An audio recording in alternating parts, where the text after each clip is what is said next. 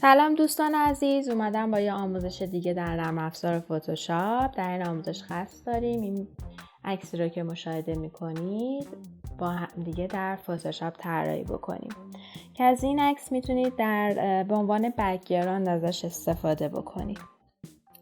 خب اول عکس اولیه‌ام رو وارد نرم افزار فتوشاپ میکنیم. من این عکس رو از سایت pixel.com دانلود کردم. لینکش رو حتما براتون در قسمت کپشن لینک دانلود عکس رو میذارم.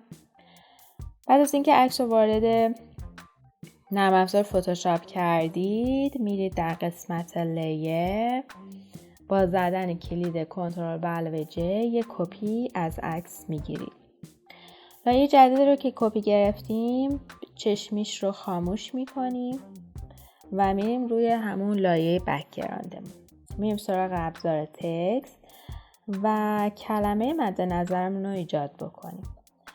فونت من اسمش ایمپکت هستش و رنگ سفید و سایز 700.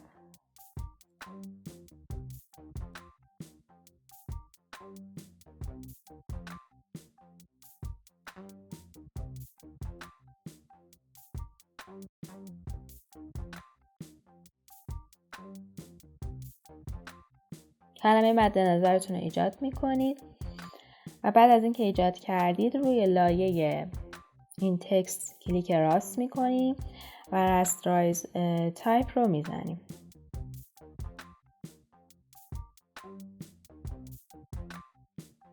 بعد از اون میریم سراغ لایه بک‌گراند. در قسمت ادجاستمنت لیر هیو ساتوریشن رو انتخاب میکنیم. ساتوریشن رو کم میکنیم، لایتنس هم کم میکنیم. در واقع میخوایم خود حالت تیره و سیاه‌سفید پیدا بکنه. دوباره میریم سراغ قسمت لیر. از لایه تکستمون با زدن کلید کنترل و J رو با هم میزنیم و یک کپی از تکستمون میگیریم. بعد از اون با زدن کلید کنترل و T فری ترانسفورم رو فعال میکنیم و میریم روی کلمه کلیک راست میکنیم و گزینه فلیپ ورتیکال رو انتخاب میکنیم. اون کلمه رو میگیریم به عنوان سایه، در واقع داریم برای این کلمه‌مون سایه ایجاد میکنیم. کلمه رو میگیریم میکشیم پایین و دوباره کلیک راست و پرسپکتیو رو انتخاب میکنیم. به این شکل که میبینید میگیریم و میکشیم تا به این شکل در واقع تقریبا به حالت سایه در بیاد. بعد لایه این سایه، کلمه سایه بالای لایه کلمه‌مون هست. لایه‌اش رو جابجا میکنم.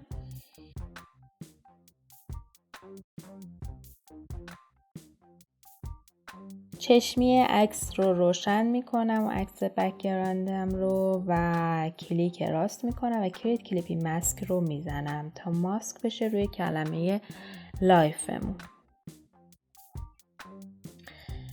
دوباره کلیک راست روی کلمه لایف میکنم تا لیر استایل فعال بشه و بهش یک استروک 2 پیکسلی، یک استروک 5 پیکسلی میدم. قسمت پوزیشنش هم اوتساید باشه، قسمت بیرونی قرار بگیره استروکمون. بعد یک اینر گلو میدم بهش. بلند مودش رو حالت اوورلی میذارم، اپاسیتی 50%. در قسمت المنت هم سایز رو روی 65 پیکسل میذارم.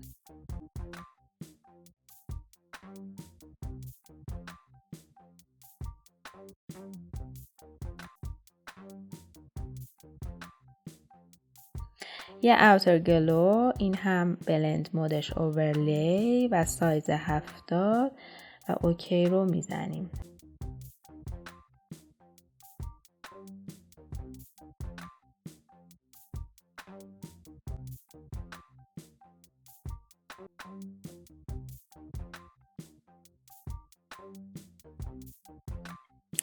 بعد میریم روی لایه سایه و میریم یک فیلتر بهش بدیم. فیلتر بلر رو انتخاب میکنم، گاسیان بلر، و به اندازه 4.5 پیکسل هم این بلر رو بهش میدم.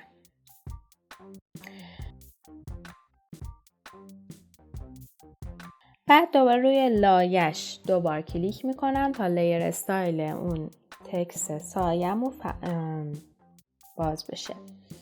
بعد در همون قسمت بلندینگ آپشن میریم سراغ گزینه آندرلاینگ لیر که این همونطور که می‌بینید دو تا مثلث تشکیل شده. برای اینکه مثلث سمت راست رو جابجا بکنیم بعد کلید آلت رو نگه دارید، مثلث رو جابجا می‌کنیم، به سمت وسط میاریم.